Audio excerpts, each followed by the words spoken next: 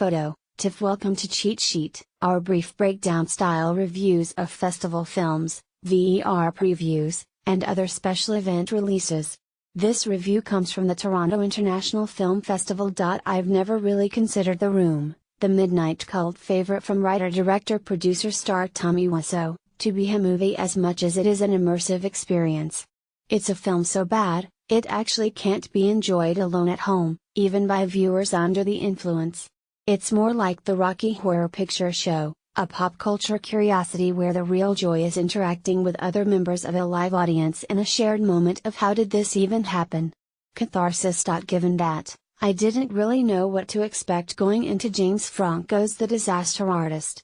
Based on the book by The Room co-star Greg Sestero, it tells the story of the unlikely friendship between Wiseau and Sestero, which ultimately led to what's considered by some to be the worst movie ever made. But it raises a simple question: if the stupefying mystery of how The Room could even exist is part of its weird appeal, would a movie explaining that ruin the fun? Not in the slightest. Franco has created a movie that is not just hilarious, accessible, and an incredible amount of fun in its own right, but it had me more eager to revisit Wiseau's train wreck than ever before. Comedy. More specifically, a comedic bromance biopic. Tim Burton's Ed Wood is the obvious reference point, but The Disaster Artist is able to carve out its own unique niche. Greg Sestero, Dave Franco, is an aspiring actor in San Francisco when he meets the eccentric Tommy Wiseau, James Franco, delivering a captivating performance beneath makeup prosthetics. Wiseau is the oddest of the oddballs, prone to overly dramatic performances in acting class, but his fearlessness ignites something in the otherwise reserved Sestero.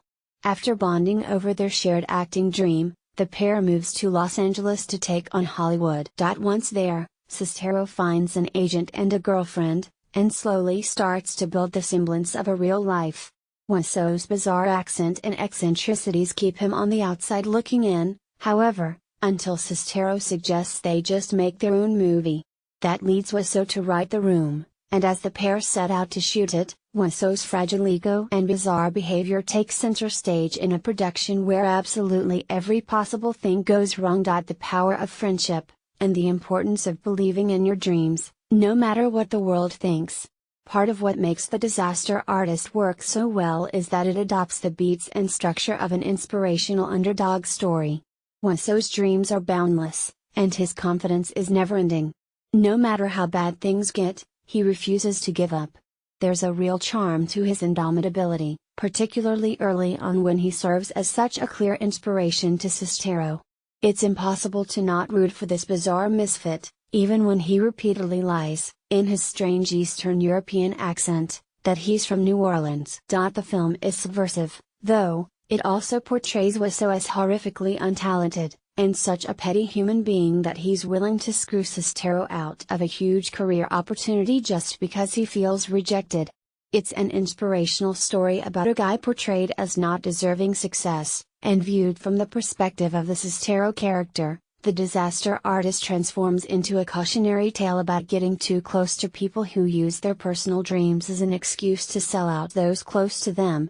It's a balancing act, but both aspects ultimately pay off when The Room is pilloried, giving Wiseau the comeuppance he so richly deserves, and then embraced as a comedic cult classic. The Disaster Artist is fantastically entertaining, and not just for the litany of The Room Easter eggs, though those are certainly there, both in the form of drive-by references and shot-for-shot scene recreations. The centerpiece is James Franco's turn as Wiseau, and it is a hilarious, committed performance. He nails the filmmaker's odd voice and awkward mannerisms, but also brings a charm and fragility to the part. Those elements make the movie version of Wiseau more than just a one-off joke. The film heavily implies that Wiseau is attracted to his best friend, and when Sestero starts dating a bartender, Alison Brie, James Franco plays Wiseau's outbursts as adolescent attempts at masking a real sense of rejection. That idea carries through in the on-set meltdowns that stack up during the production of The Room. As absurd and hilarious as Wiseau is here, he also genuinely feels out of sync with the rest of the world, and he's consumed with the frustration of not being able to truly express himself. The film also delivers on the meat and potatoes comic absurdity that James Franco has made such a highlight of his career, often alongside collaborator Seth Rogen. Rogen is here as well, playing the film's script soup.